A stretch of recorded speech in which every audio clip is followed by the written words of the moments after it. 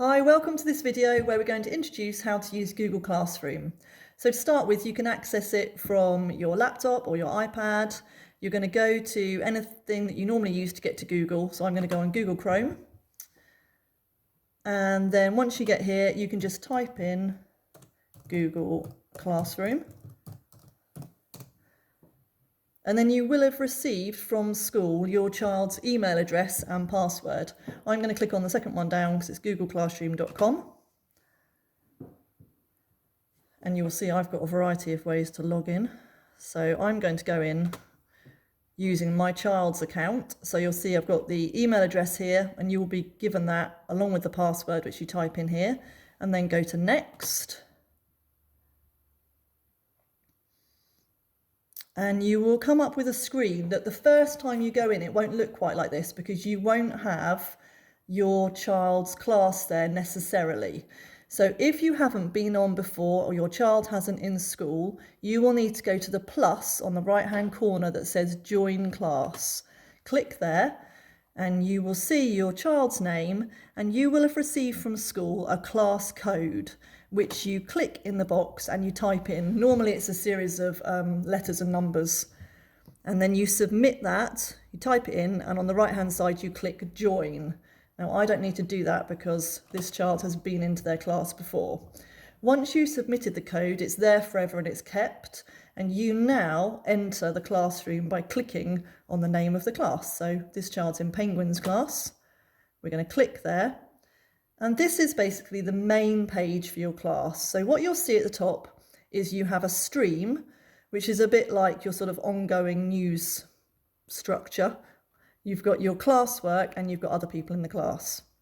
So if we look at the stream, first of all, we know we're in the stream because it's got the green line underneath. If I pan down, you can see any comments or announcements that have been made. So your child can go onto this and they can chat to their friends. If they want to post something, they just click in announce something to your class and they type something in like hi, and then they click post and it will come up as this child said hi. You also might find that your teacher posts little comments in here, or if they've posted an assignment, you'll see that as well. As you go down, generally the stream gets older. Occasionally your teacher may move a really vital comment up to the top. So this is useful just to keep an eye on, or for your child to keep in touch with their friends.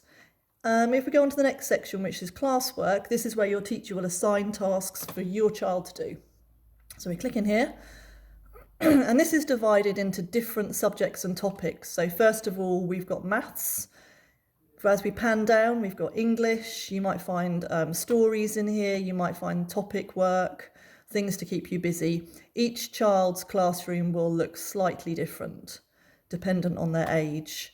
So if we have a look at one of the assignments that's been put on here, we can see there's a maths task here, which is due in today, and it's Monday the 4th of January. So I'm going to click on that so that this child can do their task. And it says, a note from their teacher, today's work is all about symmetry. This is their task. I'm going to view the assignment. Okay, now to actually do the task, your child needs to click over on the right-hand side under your work, and this creates the document for your child to work on. You need to open it with Google Docs by going up to the top here, and then that just works like Word, where now your child can edit the document without affecting anyone else, and they can add in their answers. So this loads up, and you can see that today this child has got to match the statements to the different shape. So when they've got their answer, they can just type it in note form here. They might say Lucy equals the rectangle. I haven't actually looked at what the proper answers are. I'm making this up. And then they can answer all the questions that the teacher's submitted within this document. And then when they're ready to submit it, the good thing about Google Classroom is it automatically saves the work. So you can see here it says last edit was seconds ago, and it saves as you go along. So when they're ready to submit and they've finished, you can actually just close that down, close that tab at the top here on the cross. Oh, she says. And you can click anywhere in the black to get away from this, or go to the back arrow. And then because they finished, you just need to hand the work in, and that automatically sends it to your teacher's account so they can mark it. So it says 1 attachment will be submitted. It's that work, hand in.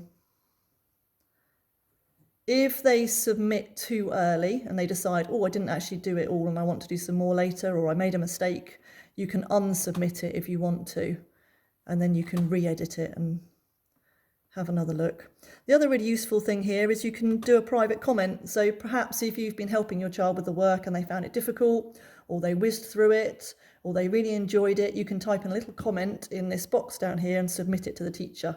It's always quite useful for us to see things like that. And let's go back to penguins again here. We can go back, and then of course they can carry on and they can submit other pieces of work as you go down.